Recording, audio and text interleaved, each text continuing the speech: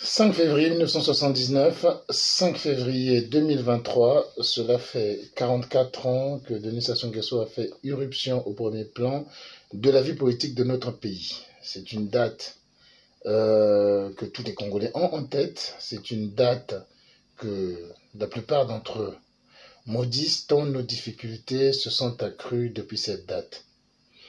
Mais soyons honnêtes, ça n'a pas toujours été le cas, hein. Sa prise de pouvoir en 1979 était même perçue dans beaucoup de milieux comme étant une prise de pouvoir salutaire. C'était pas une prise de pouvoir de Sassou Nguesso qui lui seul s'accaparait d'un pouvoir. Non, c'était un parti, le PCT, qui faisait sa mue, qui était à l'époque le parti unique, qui faisait sa mue, et un d'entre eux récupérait donc le pouvoir par voie d'élection interne au PCT, comme le voulait leur texte. Ils sont allés voter au sein du comité central du PCT pour désigner le président de la République. Le poste de M. Yombi était une espèce de transition qu'ils avaient managé comme ça en créant le comité militaire du parti. Le comité central avait perdu l'essentiel de son pouvoir. C'est vrai qu'il y avait des menaces internes et des intrigues internes pour faire à ce que le pouvoir s'écourte assez vite et qu'on aille les élections au niveau du comité central pour aller élire un nouveau président de la République comme ça se passait sur les normes du parti unique. Et à cette époque-là, au comité central, il y avait Jean-Pierre Tister Tshikaya qui était candidat, il y avait Jacques-Joachim Yombi Opango qui était donc le président sortant qui s'était représenté pour être élu, et il y avait Denis Sassou Nguesso qui dirigeait le parti, parce que c'était ça à l'époque du CMP, hein. Yombi dirigeait l'État et le parti était dirigé par Sassou, et c'est lui aussi, il était candidat à cette élection-là. Il y a eu plusieurs tours. Au premier tour, Yombi était en tête et Tister était second, Sassou était troisième. Et au deuxième tour, Tister avait pensé, il y avait 2 ou 3 autres candidats, et Tister avait pensé donc au deuxième tour se retirer pour accorder ses voix à Denis Sassou Nguesso, ce qui lui a permis de dépasser en voix Jacques-Joachim Yombi. À l'époque, il ne s'appelait pas Jacques, à l'époque, il s'appelait Yombi. Joachim Yombi Opango, c'est tout, ou Joachim, comme on voudra. C'est ainsi que Denis Sassou Nguesso l'a battu et est devenu chef de l'État. Donc il y avait vraiment un pouvoir qu'il avait, c'est vrai, qu'il pouvait exercer de manière large, mais il y avait des gens qui le lui accordaient et qui avaient quand même un certain regard sur la manière dont il allait conduire ce pouvoir-là. Ensuite, il s'est conforté, bien sûr, il y a eu un référendum populaire pour une nouvelle constitution. Donc après 5 juillet, il y a eu 5 février, il y a eu un référendum en juillet de la même année en 79 qui mettait en place une nouvelle constitution. D'ailleurs, pour beaucoup, une constitution qui était beaucoup plus ouverte que la précédente qui avait été suspendue par Mariam Gwabi lui-même en 75. Mariam Gwabi a mis en place une constitution en 73 qu'il a rapidement suspendue en 75 en créant l'état-major militaire spécial. Et cette constitution déjà était très peu démocratique, mais celle de l'état-major spécial, c'était encore pire. Et celle de 79 avait ouvert quand même la voie, réhabilité un parlement, créé un poste de président de la République pour 5 ans renouvelable, avait élargi le comité central, avait ouvert l'accès au parti. Il y avait quand même quelque chose, hein, ce 5 février 1979, c'était pas juste le pouvoir d'une personne, même si des intrigues au parti, n'est-ce pas, avaient permis de noircir l'image de Yombi Opango et de favoriser donc l'arrivée de celui qui finalement tirait toutes les ficelles au sein du parti et y est arrivé.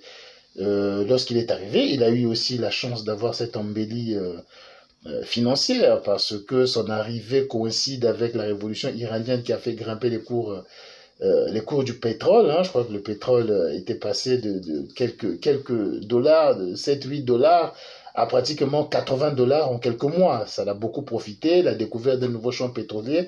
Tout cet argent l'a beaucoup fait profiter. Ça a permis aussi à Sassou Nguesso de faire quelques chantiers dès son arrivée, notamment ça a coïncidé l'année suivante, 1980, c'était le centenaire de Brazzaville, qui a permis à Sassou de faire quelques travaux dans la ville de Brazzaville, d'élargir certaines voies, de créer des ponts comme le pont Centenaire, de créer des abribus, de créer d'aménager des espaces publics, des jardins, de créer la société, la compagnie de transport brazzavilloise, la STB, de créer un certain nombre d'investissements. Et puis l'argent venant, c'était le plan quinquennal, mais enfin, il y avait un travail très critiqué. La corruption aussi avait augmenté, évidemment, quand il y a des grands chantiers de la corruption. Très peu d'usines ont été créées, beaucoup d'erreurs avaient été commises lors de cette gestion-là, mais non, j'aime bien être honnête.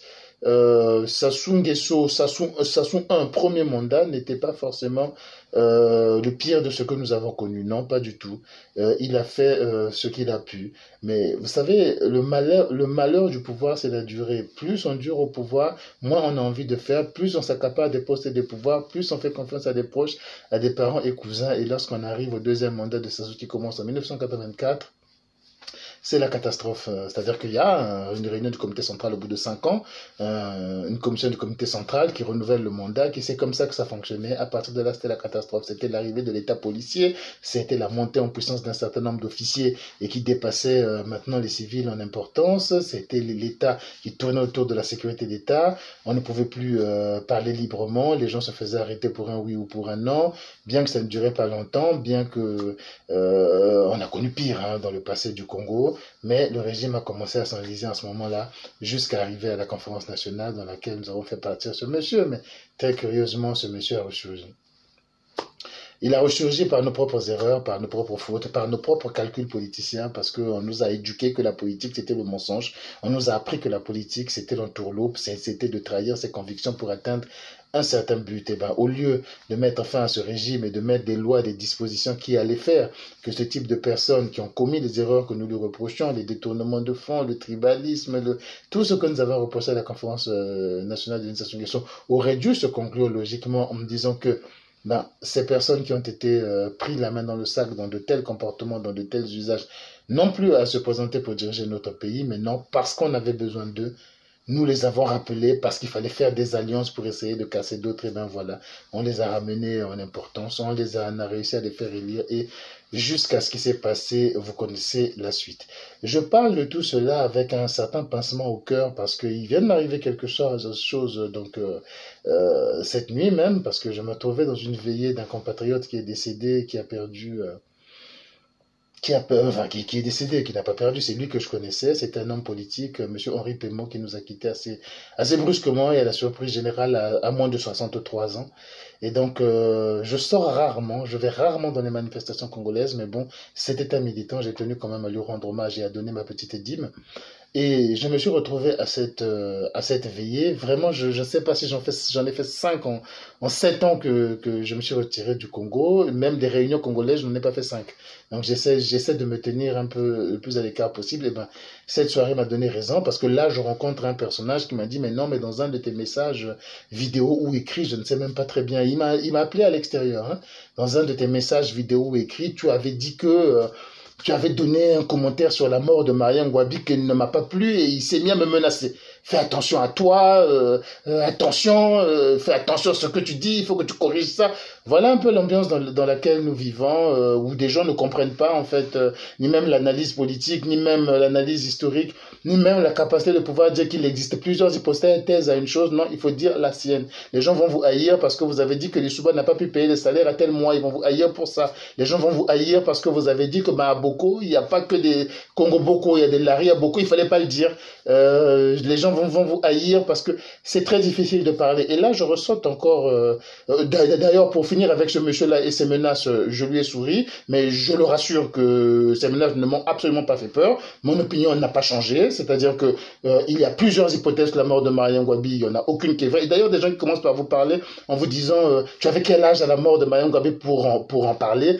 Imaginez un peu leur niveau historique, comme si pour parler de Louis XIV, il faut être âgé de 500 ans. Enfin, bref, c'est vraiment pour le rassurer qu'il ne m'a absolument pas fait peur. Et si quelqu'un devrait menacer l'autre, c'est moi qui devrais le menacer.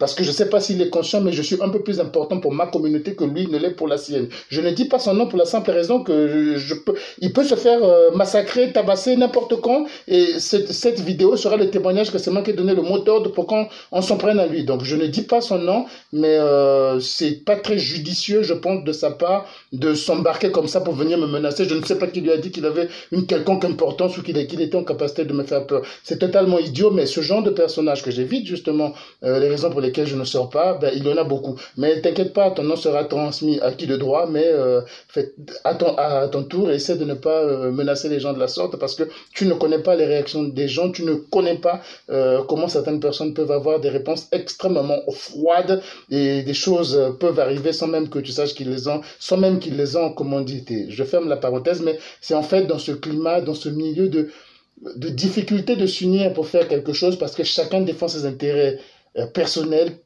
tribal, qui nous rend la tâche difficile pour créer un mouvement de changement dans ce pays.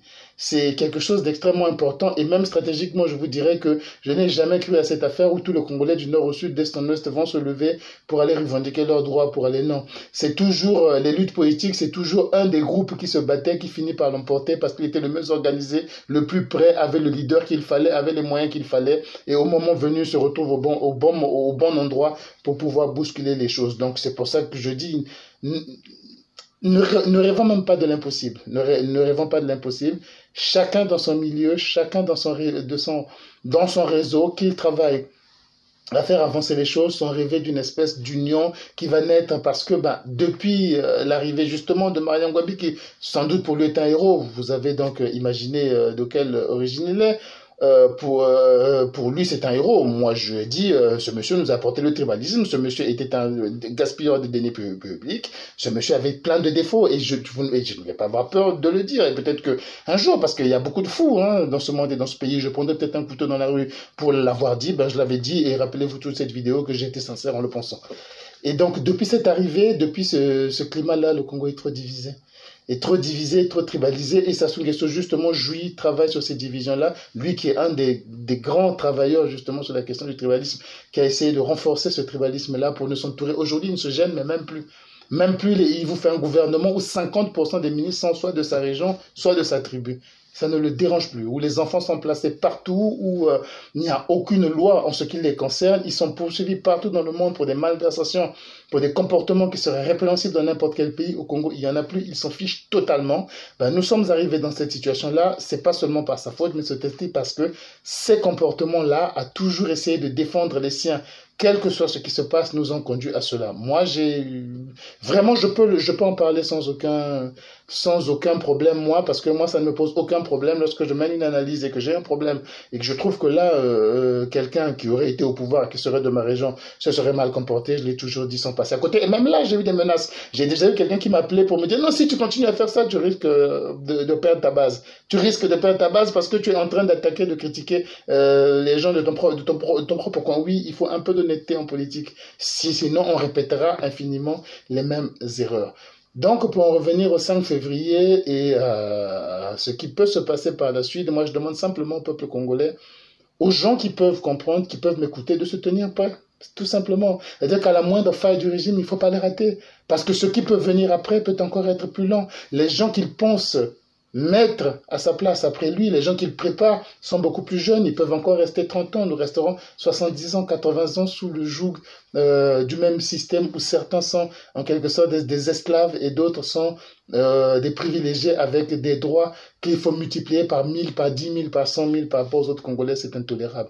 C'est pas la haine envers Monsieur Denis Sassou Nguesso, mais c'est tout simplement le refus du mépris, le refus de la sous-estimation, le refus d'être considéré comme des sous-hommes, le droit à exiger une égalité de traitement pour tout le monde, le droit à exiger une meilleure gouvernance pour le Congo, le droit à exiger que tous les Congolais aient la capacité de se soigner, nous en avons les moyens, le droit à exiger que tous les Congolais aient la capacité d'envoyer leurs enfants à l'école dignement et des diplômes qui leur servent, qu'ils trouvent un travail, nous en avons la capacité, c'est ce droit inaliénable à rêver d'une vie meilleure qui nous anime et rien d'autre. Mais pour cela, je crois qu'il ne faut sous-estimer aucun moyen, il faut se tenir prêt. Il faut se tenir prêt au moindre vacillement du régime, de ne pas hésiter à aller le prendre, À ne pas attendre que, ouais, on a appris que ce soir il se passe quelque chose, on attend à la radio, qu'est-ce qu'on va nous dire? Si on fait cette erreur-là, on a re-signé pour 30 ans. Ça, retenez-le. Nous en avons bu du Sassou Nguesso jusqu'à la lit. L'important donc c'est de se tenir prêt au changement, c'est de profiter de la moindre faille, de ne pas non plus attendre la décision du divin créateur, mais de profiter de la moindre faille pour y mettre fin, pour s'imposer, pas pour aller demander, pas pour attendre la bonne volonté de qui sera là, qui voudra-t-il bien prendre, qui voudra-t-il bien s'attacher à ses services. Vous savez, notre pays a des cadres, a des gens qui peuvent conduire ce pays mieux et sous d'autres conditions que de mettre en place un régime violent, tribaliste et exclusif. Notre pays a les conditions et les moyens d'atteindre son développement avec une meilleure gestion, avec une rigueur, avec des gens qui n'ont pas à craindre pour leur vie parce qu'ils ont trop tué, parce qu'ils ont trop... parce que c'est le problème de ces gens-là aussi, hein. C'est que deviendrons-nous après tout ça? On nous reprochera ceci, cela. Oui, mais ça, je les rassure, et je crois que je le ferai maintenant à chacune de mes vidéos. Je les rassure qu'on va les poursuivre. Je les rassure, et donc je vous assure qu'on ne peut pas, ne croyez pas qu'ils vont vous dire que non, si vous ne nous poursuivez pas, on vous donnera, ils donneront rien.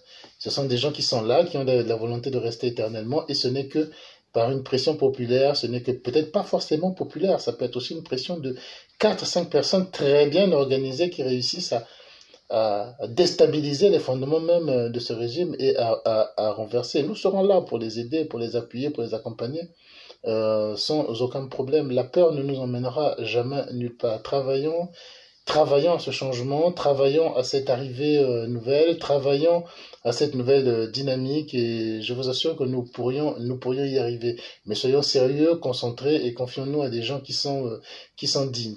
Quant aux différents groupes dont j'ai parlé, il y en aura toujours, hein. C'est pas maintenant qu'on va réussir à les dissoudre. J'aurais souhaité que nous y arrivions avec le général Mokoko parce que j'ai vu en lui justement cette ouverture d'esprit, cette capacité à dépasser, à transcender ces petites divisions qui ont été créées de manière artificielle et à rendre le Congo dans ses rails. Mais tout n'est pas perdu, on ne peut pas non plus dire que non, comme on a raté tel coche, comme ceux qui pleurent tout le temps, ah, si un tel n'était pas mort, non. Il faudrait continuer, il y a d'autres Congolais, nous devons tenir le réseau, nous devons tous être ensemble, ces pauvres compatriotes qui payent de leur liberté le fait d'avoir voulu changer les choses doivent être libérés. Sassou Nguesso ne le fera pas parce que ce sont ses prisonniers politiques personnels, il en prend plaisir, nous devons nous battre pour y arriver. Voilà donc un 5 février de trop. Chaque 5 février, j'espère que ce soit le dernier, peu importe la manière dont ça va arriver, mais c'est vraiment de trop. On a passé 44 ans moins 5 de notre vie. L'année prochaine, ça sera la 40e année de pouvoir en associant les 13 premières années et le reste. Ça sera la 40e année de pouvoir.